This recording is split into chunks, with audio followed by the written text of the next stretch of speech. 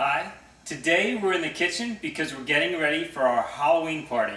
We're going to be telling one of those creepy Halloween stories tonight, and we're going to be passing around the body parts of a poor demented friend who has passed.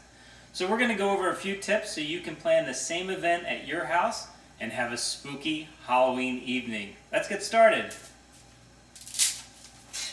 Okay, while the pasta is starting to cook, what we're going to do is we're going to create our friend's heart. We get started by slowly taking off the top core of the tomato and then slowly go around and take the skin and in slices peel away the skin. Okay, we got our tomato done, and what we've done is we've cut it really close. And it doesn't matter if you have some of these nooks and crannies, because you can actually make them in the tomato and give it a little bit of texture to it, and then the kids will think it's more like a heart. Now the good thing about a tomato is there's the seeds inside, and when you give it a squeeze, it gives a little bit of a squeeze back, and that's just like the heart muscle would do. So this is good.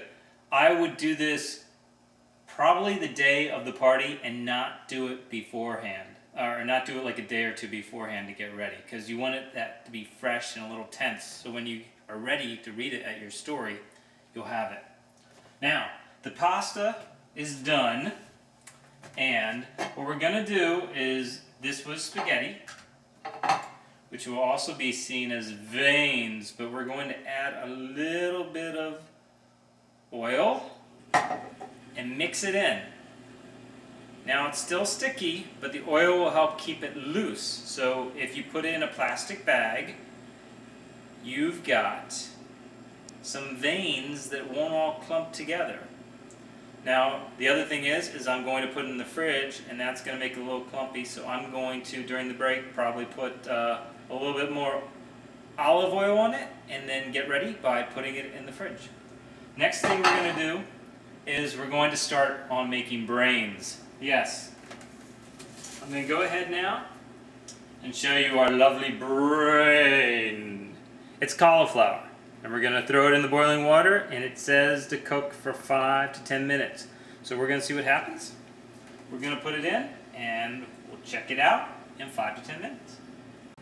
Okay, our cauliflower is still cooking, so that's still getting ready.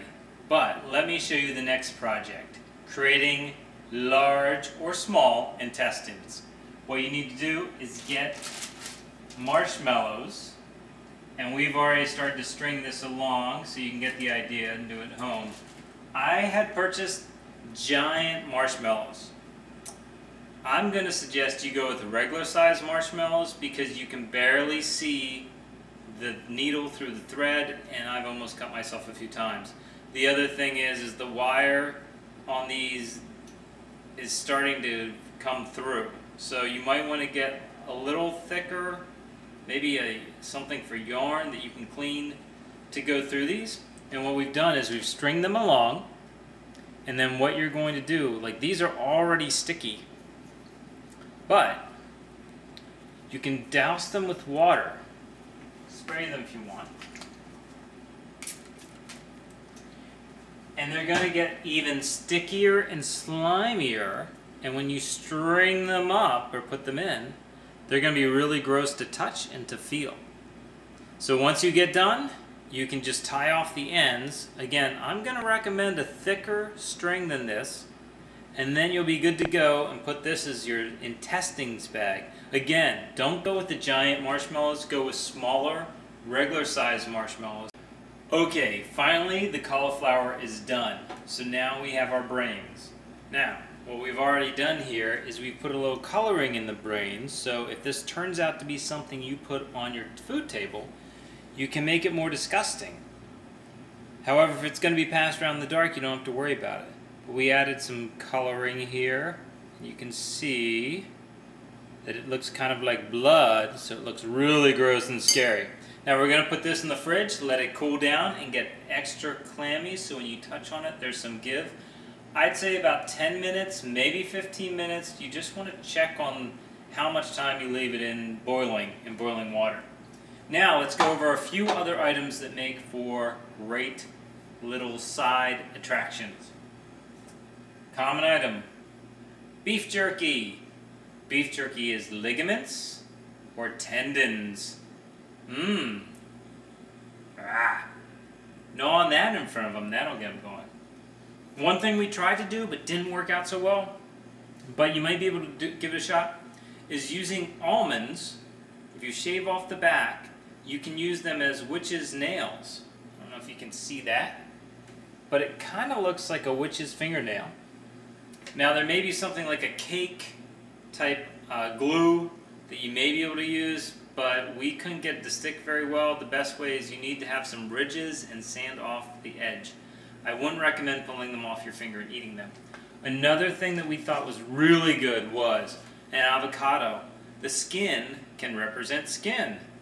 The seed, if it's still slimy and gross, can be your eyeball. And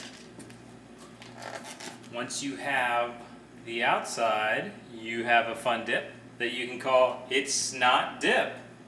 Kids will get a kick out of it, especially when you keep saying It's Snot Dip. So that's good. Last, one other great idea is working with corn. Use the seeds, let them dry. Use the seeds as teeth. Use the silk as hair, and use the stalk and coverings as dried skin, as well as the avocado. So those are some basic things that you need for your Halloween story. To find some Halloween stories, go to partygameideas.com. We've got several options. Look for Tragic Sam, look for gross Halloween stories as the main category. There's a page of them, and have a happy Halloween.